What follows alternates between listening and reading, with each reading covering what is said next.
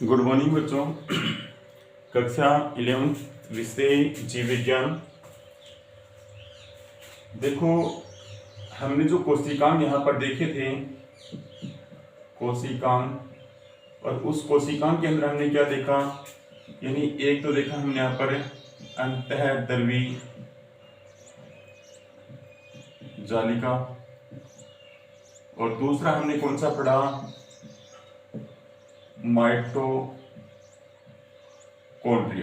कौन सा पढ़ा, माइटोकॉन्ड्रिया। ठीक है। इसके बाद में तीसरा जो यहां पर आता है वो कौन सा आता है, गोल्जी बॉडी। कौन सा आता है, गोल्जी बॉडी। आज हम जिसका अध्ययन करते हैं वो किसका करते हैं, गोल्जी बॉडी का अध्ययन करते हैं। ठीक है। उसके बाद में जो हम यहाँ 4 नंबर पर देखेंगे वो कौन सा रहेगा, lysosome.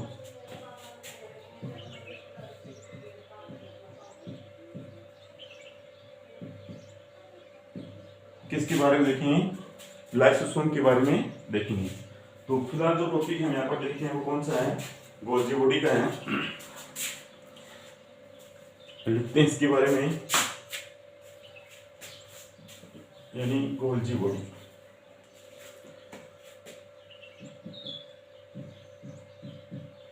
Golgi body, Golgi coil. ठीक है। इसको यानी गोल्जी उपकरण के नाम से भी जानते हैं। देखो, सबसे पहले जो बात आती है, इसकी जो खोज जिस वैज्ञानिक ने की थी उसका नाम है कैमिलो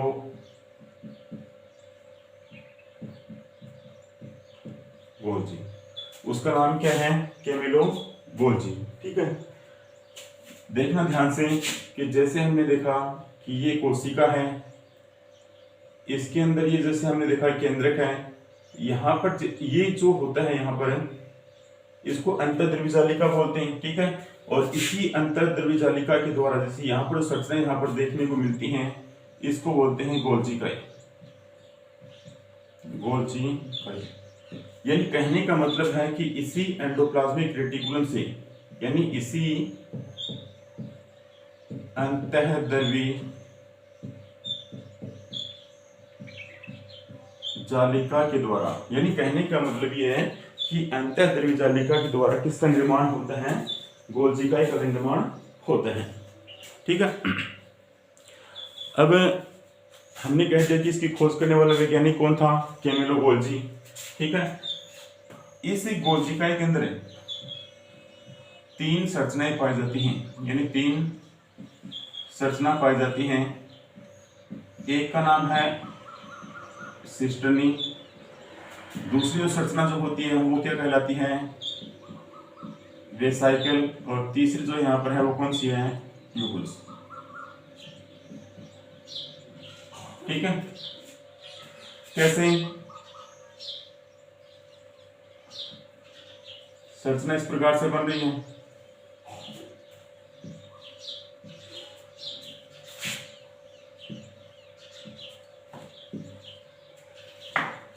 इस संरचना को यहां पर क्या कहा जाता है, सिस्टनी। ठीक है। बाहर जो यानी परिपक्व संरचना जो होती हैं ये कैसे होती हैं, परिपक्व संरचना होती हैं। ठीक है। और लास्ट में यहाँ पर क्या देखने को मिलता है, ट्यूबुल्स देखने को मिलता है, यानी यहाँ पर भी क्या होते हैं, ट्यूबुल्स होते हैं।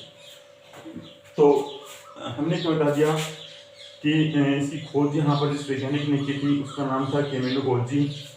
बच्चों ये भी ध्यान में रखना है कि गोल्जी काई जो होते हैं इसके 2 नाम और भी होते हैं। इसको एक तो क्या बोलते हैं, डिक्टियोसोम, एक इसको बोलते हैं लाइपोकॉन्ड्रिया। ठीक है। या इसको हम लाइपोकॉन्ड्रियन भी कह सकते हैं। तो इसके जो अन्य नाम हैं, आज इस टॉपिक को पूरा कंप्लीट करते हैं। इसके जो अन्य नाम हैं यहाँ पर, एक तो हमने यहाँ पर क्या कहा गया, डिक्टियोसोम। ठीक है।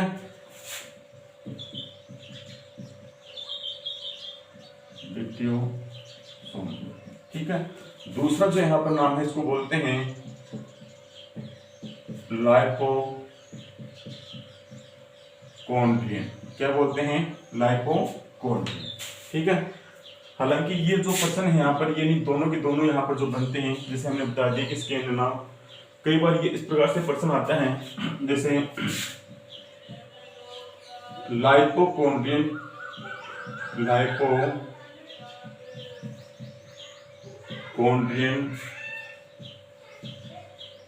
किस कोशिकांग को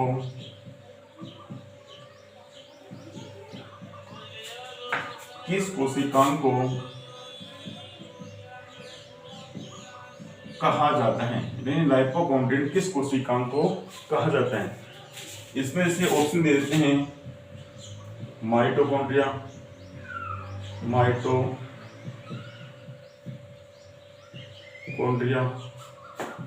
दूसरे से यहाँ पर दे दिया एंडोप्लाज्मिक रेटिकुलम, तीसरा यहाँ पर दे दिया जैसे यहाँ पर गोल्जी बॉडी,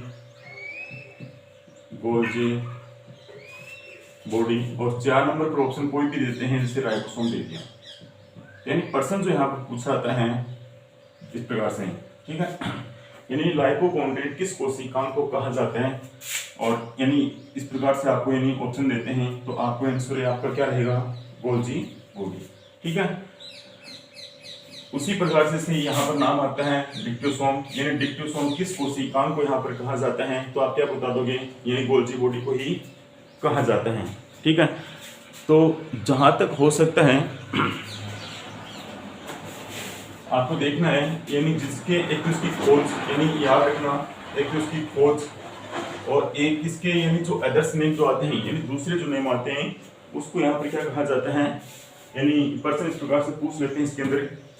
इसके बाद में साथ में ये भी ध्यान में रखना है कि जैसे यहाँ पर बता दिया कि इस कोशिका या इस कोशिका के मुख्य कार्य क्या होते हैं, तो वो यानी 3 पर्सन बनते हैं, खोज, अदर्स नेम और इस कोशिका का यानी मुख्य जो यहाँ पर काम होता है वो देखना है। ठीक है, इसके बाद में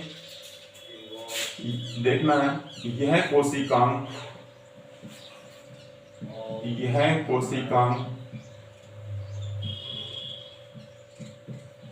प्रोकैरियोटिक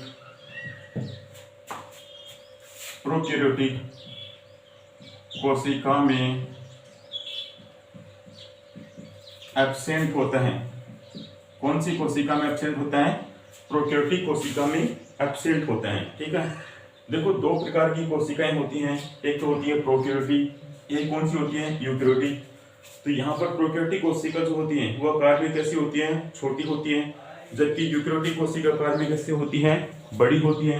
तो कहने का मतलब ये होता है कि ये जो कौन सा है गोल्जी जो बॉडी आप यहाँ पर देख रहे हो, ये गोल्जी बॉडी कौन सी, यानी कोशिकांग प्रोकैरियोटिक कोशिका में एब्सेंट होता है। ठीक है, इसके बाद में इसका निर्माण ये देखना है, इसका निर्माण 3 संरचनाओं के द्वारा, 3 संरचनाओं के द्वारा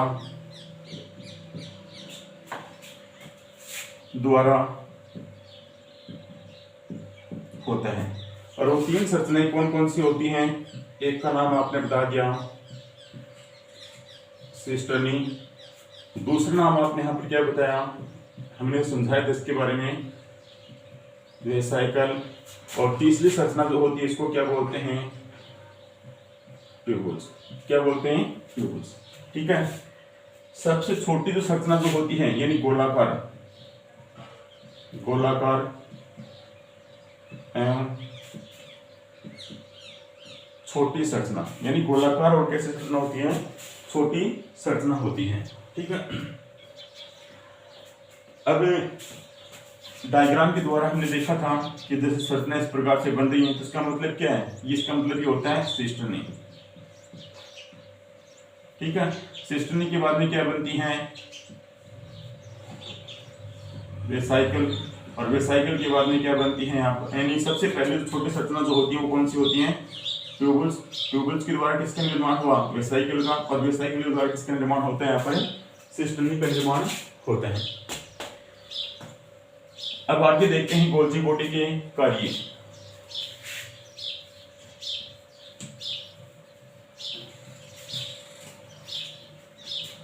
आगे हम लिखते हैं गोल्जी बॉडी के कार्य, यानी फंक्शन ऑफ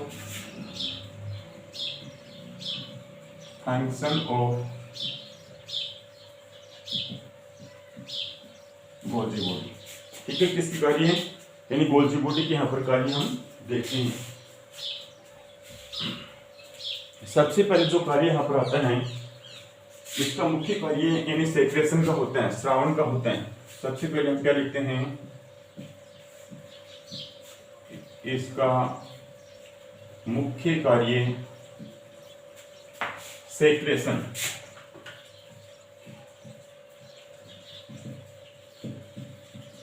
श्रावण का होता है। किसका होता है, सेक्रेशन यानी श्रावण का होता है। यह अग्नाशय, स्तन और थायरोसिन कोशिकाओं के अंदर अधिक पाया जाता है। ठीक है, दूसरा यहाँ पर कार्य हम क्या लिखते हैं कि यह अग्नाशय, ठीक है, अग्नाशय जानते हो, यह अग्नाशय स्तन और थायरोसिन कोशिकाओं के अंदर, अग्नाशय स्तन एवं थायरोक्सिन कोशिकाओं में, थायरोक्सिन कोशिकाओं में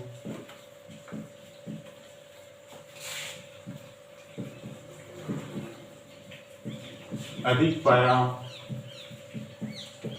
जाता है। यह अग्नाशय स्तन और थायरोक्सिन कोशिकाओं के अंदर क्या होता है, अधिक पाया जाता है। तीसरा जो यहाँ पर काम देखते हैं, यानी जो वृक्क यहाँ पर देखे हो, जो काफी इंपॉर्टेंट यहाँ पर रहता है, इसके द्वारा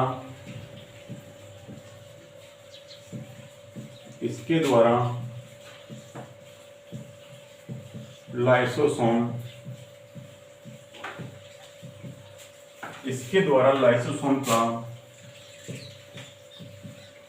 निर्माण किया जाता है।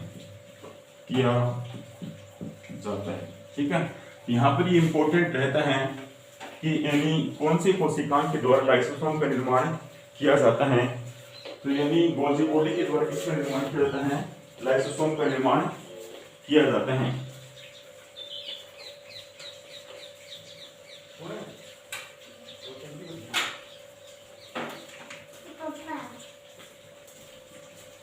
अब देखो, जैसे हमने बता दिया, तीन कार्य हमने बता दिए। इसका मुख्य कार्य क्या होता है, तो सेक्रेशन का होता है, यानी श्रावण का होता है। यह अग्नाशय स्तन और थायरोसिन कोशिकाओं में अधिक पाया जाता है। इसके द्वारा यहाँ पर हमने बता दिया कि लाइसोसोम का निर्माण किया जाता है। ठीक है, आगे कोशिका विभाजन के समय ये किसका निर्माण करता है, यानी सेल प्लेट का निर्माण करता है। देखो, कोशिका विभाजन जो हमने पढ़ा भी दिया है, कोशिका विभाजन के समय, कोशिका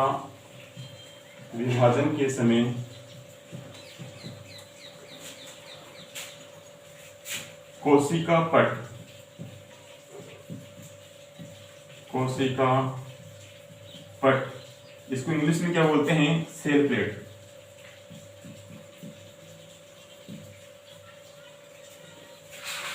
का निर्माण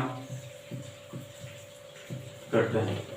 ठीक है, जैसे ये कोई कोशिका होती है और जब इस कोशिका में क्या होता है, विभाजन होता है। इस प्रकार से क्या हो रहा है, विभाजन हो रहा है।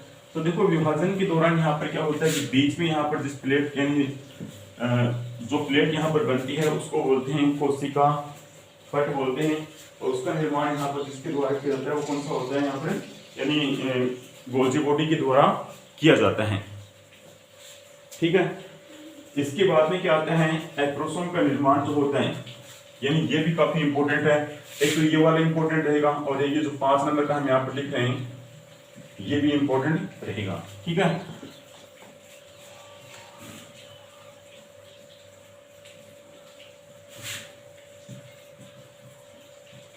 एक्रोसोम का निर्माण भी, यानी एक्रोसोम का निर्माण भी गोल्जी बॉडी, यानी किसके द्वारा, यानी एक्रोसोम का निर्माण। और एक्रोसोम होता क्या है ये भी याद रखना है, यानी शुक्राणु का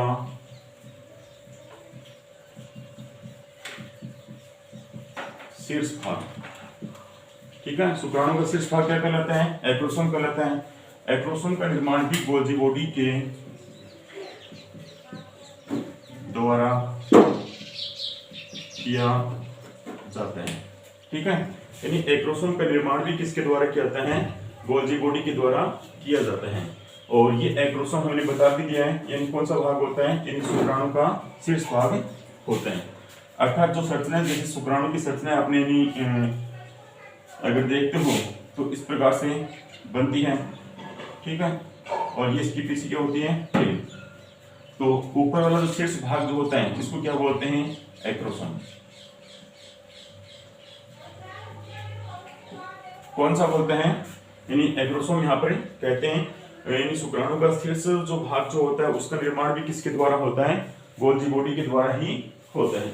ठीक है, तो ये जो बातें हमने यहाँ पर देखी हैं भाई, जैसे गोल्जी बॉडी यानी खोज करने वाला वैज्ञानिक कौन है, इसके अदर्स नेम कौन से, यानी जो जैसे डिक्टोसोम की हमने यहाँ पर बात की, लाइपोकॉन्ड्रियन हमने यहाँ पर बताया। इसके बाद में इसकी जो गोल्जी बॉडी जो होती है इसमें 3 संरचनाएं यहाँ पर पाई जाती हैं।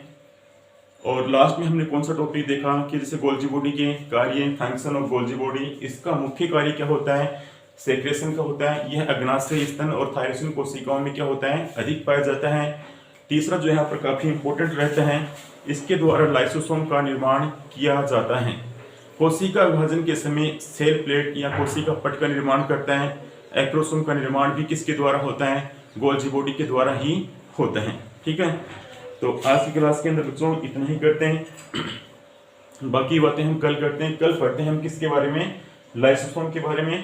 तो ये जो हम 3 टॉपिक हमने यहाँ पर किए हैं, अंतःध्रुवी जालिका, दूसरा हमने यहाँ पर किया है माइटोकॉन्ड्रिया, तीसरा हमने यहाँ पर कौन सा किया है, गोल्जी बॉडी किया है। ठीक है, तो बाकी बातें हम कल करते हैं। आज की क्लास में इतना ही। Thank you very much.